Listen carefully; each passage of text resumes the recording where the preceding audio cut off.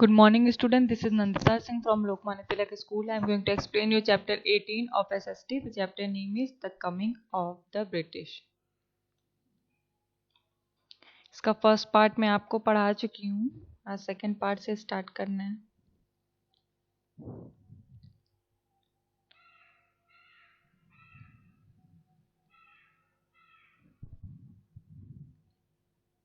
Subsidiary alliance से start करना है.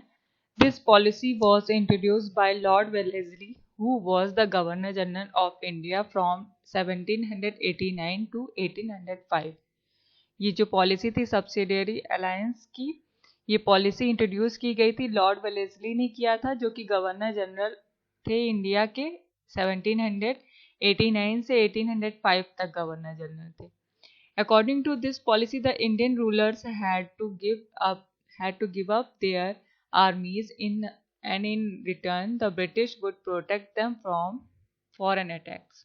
और इस पॉलिसी के अकॉर्डिंग क्या था, इंडियन रूलर्स जो थे, भारतीय जो शासक थे, उनको अपनी आर्मीज को गिव अप करना था, छोड़ना था, और इसके बदले में ब्रिटिश जो थे वो उनको फॉरेन अटैक से उनकी रक्षा कर सकते थे इस पॉलिसी के अकॉर्डिंग. नेक्स्ट पॉलिसी क्या थी, doctrine of lapse. This policy was introduced by Lord Dalhousie, who was the Governor General of India from 1848 to 1856. और इस पॉलिसी को इंट्रोड्यूस किया था लॉर्ड डलहौजी ने, जो कि गवर्नर जनरल ऑफ इंडिया थे. किस सन में थे, 1848 से 1856 में तक थे. According to this policy, if an Indian ruler died without an heir, their kingdom would come under the British. This policy did not recognize adopted son as heirs. और इस पॉलिसी के अकॉर्डिंग अगर कोई इंडियन रूलर यानी कोई भारतीय शासक अगर मर जाता है और उसका कोई भी उत्तराधिकारी नहीं होता है, उसका अपना बेटा कोई उत्तराधिकारी नहीं होता है, तो उसके राज्य को ब्रिटिश हड़प लेते थे, वो उनके अंडर में आ जाएगा. और किसी भी अडॉप्टेड सन के लिए ये उत्तराधिकारी उसको नहीं बनाया जा सकता. ये दो पॉलिसी थी ब्रिटिशर्स की. They gradually extended their power to the other part of India. However, there were a few powerful kingdoms who did not give in to the demands of the British. और they gradually extended their power to the other part of India. Britishers जो थे वो धीरे धीरे करके अपने power को पूरे इंडिया के अलग अलग पार्ट्स में बढ़ाने लगे, अलग अलग राज्यों पर विजय प्राप्त करने लगे. However, there were a few powerful kingdoms who did not give in to the demands of the British. और कुछ किंगडम्स, कुछ राज्य ऐसे भी थे जो कि ब्रिटिशर्स को अपनाना नहीं चाहते थे, जो कि ब्रिटिश के अंडर में नहीं थे.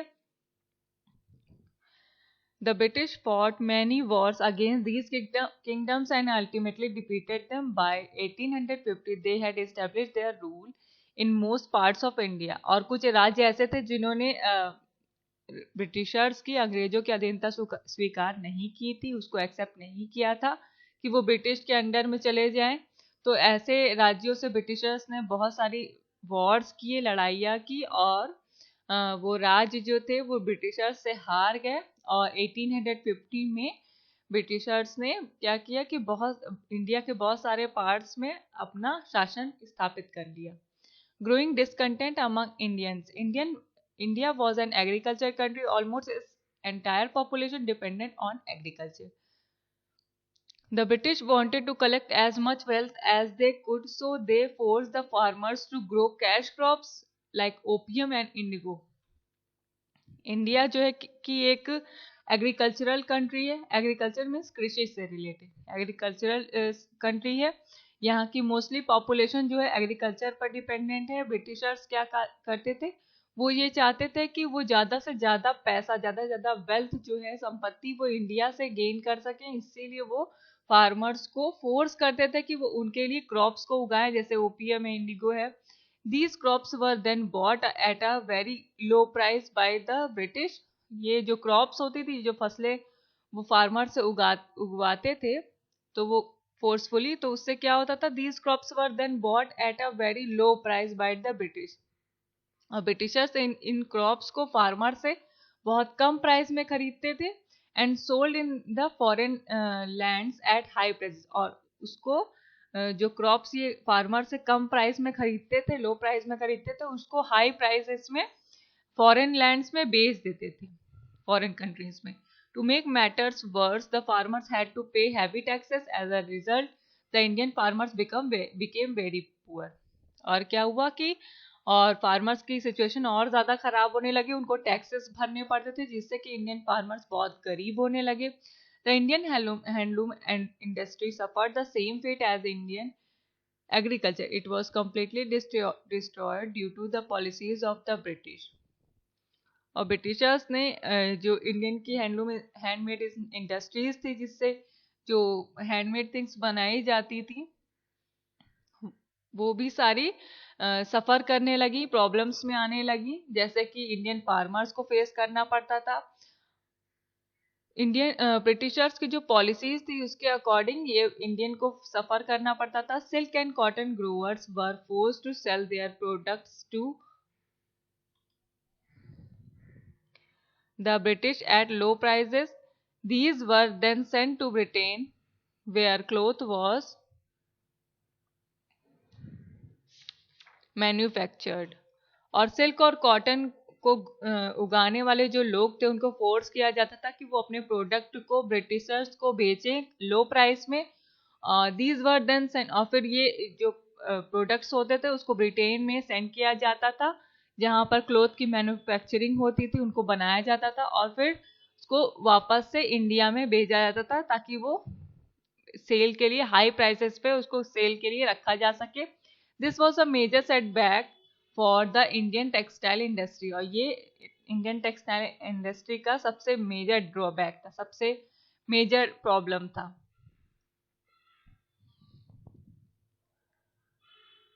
The Indian cotton growers and weavers were left unemployed. इसीलिए क्या हुआ कि इंडियन कॉटन ग्रोअर्स और जो वीवर्स थे वो अनएम्प्लॉयड हो गए, जॉबलेस हो गए. रिवोल्ट ऑफ 1857, 1857 की जो क्रांति थी उसके बारे में दिया है. The discontent among the Indian ruler, farmer and weaver also spread to the Indian soldiers. They were paid much less compare to the British soldiers. और इंडियंस में जो डिसकंटेंटमेंट था, मीन्स जो असंतोष था, वो रूलर में शासकों से बढ़ करके फार्मर से, फिर वीवर से फैलता हुआ फिर इंडियन सोल्जर्स पर भी इसका असर आने लगा. वो क्या करने लगे ब्रिटिशर्स की इंडियन सोल्जर्स को बहुत कम पे करते थे in comparison to British soldiers. They were also denied higher posts which were only reserved for the British soldiers. The Indian soldiers were given the rank of a sepoy in the British Army. और क्या किया जाता था Indian soldiers के साथ British army में कि उनको सबसे कम वेतन दिया जाता था, सबसे कम सैलरी दी जाती थी in comparison to British soldiers. और उन्हें हायर पोस्ट के लिए अप्लाई नहीं करने मिलता था, उनको हायर पोस्ट के लिए नहीं रखा जाता था इंडियन को. और ये हायर पोस्ट जो होती थी ये ब्रिटिश सोल्जर्स के अंडर में ही रिजर्व रहती थी. जो इंडियन सोल्जर्स थे उनको सिपॉय की रैंक पे रखा गया था. सिपॉय मीन्स होता है भारतीय सिपाही, जो कि इंडियन आर्मी में थे. However, things became worse with the introduction of the Enfield rifle in the army. It was rumored that the cartridge used in the rifles were greased with animal fat which had to be bitten off. और फिर क्या होने लगा कि चीज़ें और ज़्यादा खराब होने लगी जब से राइफल का इंट्रोडक्शन हो गया आर्मी में.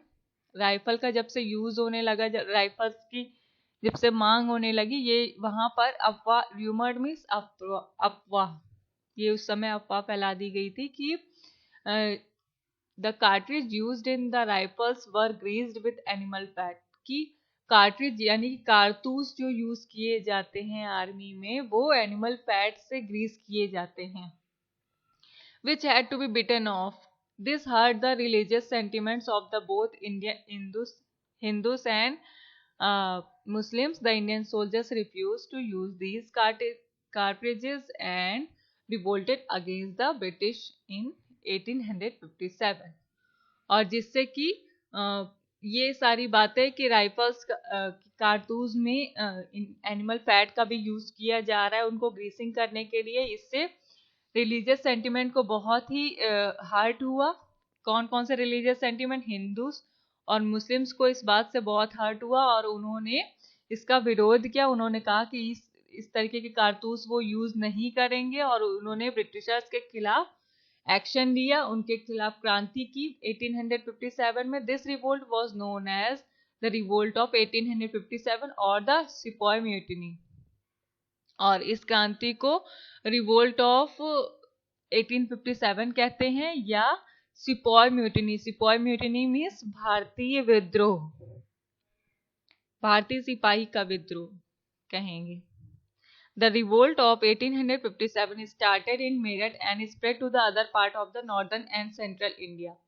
और जो ये क्रांति थी ये बढ़ करके मेरठ में स्टार्ट हुई, फिर वहां से बढ़ करके नॉर्दर्न एंड सेंट्रल इंडिया तक फैली। Some of the important leaders of the revolt were नाना साहब, तांटिया टोप, बेगम हजरत महल एंड रानी लक्ष्मीबाई। कुछ इंपॉर्टेंट लीडर्स थे ये। The farmers and workers also joined the revolt. Farmers और वर्कर्स ने भी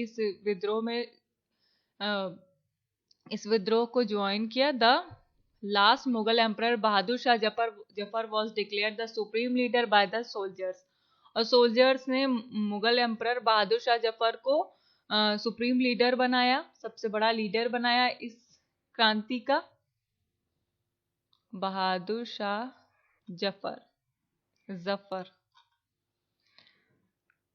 However, the British had a larger army and better weapons। और फिर भी क्या हुआ कि ब्रिटिशर्स के पास ज्यादा आर्मी थी, बड़ी आर्मी थी, उनकी सेना काफी बड़ी थी और उनके पास प्रॉपर वे में वेपन्स थे, यानी कि हथियार थे उनके पास पर्याप्त मात्रा में। They crushed the revolt. Many Indian leaders and soldiers were arrested and executed।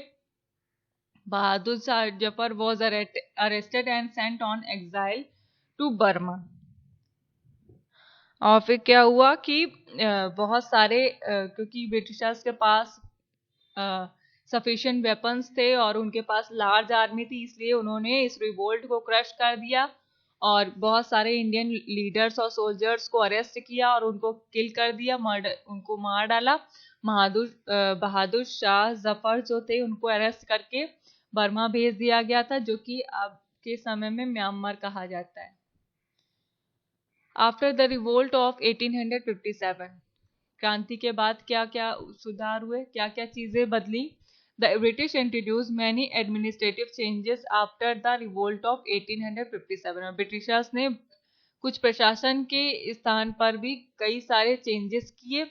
The 400 years of Mughal rule came to an end. और मुगल एम्परर का जो शासन था 400 साल का, वो उसका अंत हो गया। Some local rulers were allowed to rule their territories but were under the British rule। कुछ लोकल रूलर्स थे जिनको उनकी टेरिटरीज में रूल करने का अधिकार दिया गया था, शासन करने का अधिकार दिया गया था, लेकिन वो ब्रिटिश के अंडर में ही था।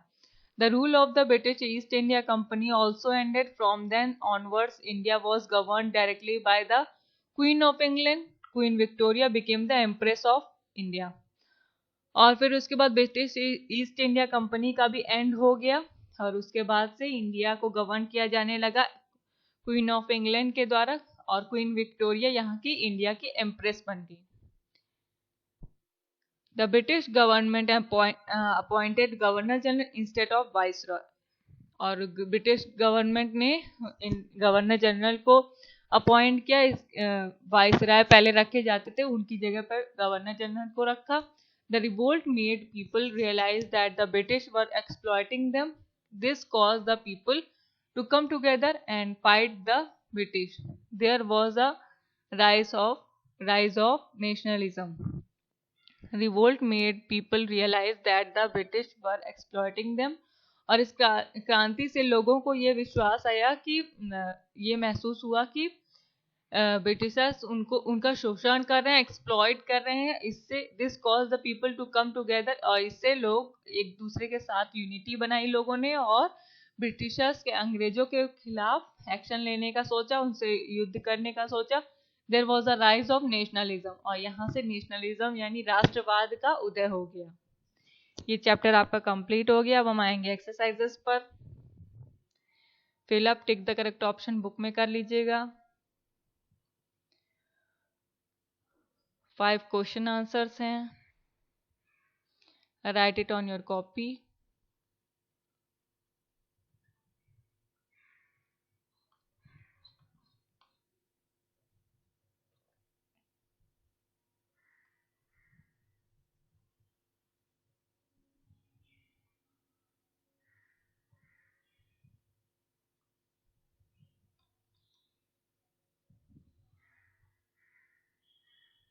Now I am going to end this class. Good day.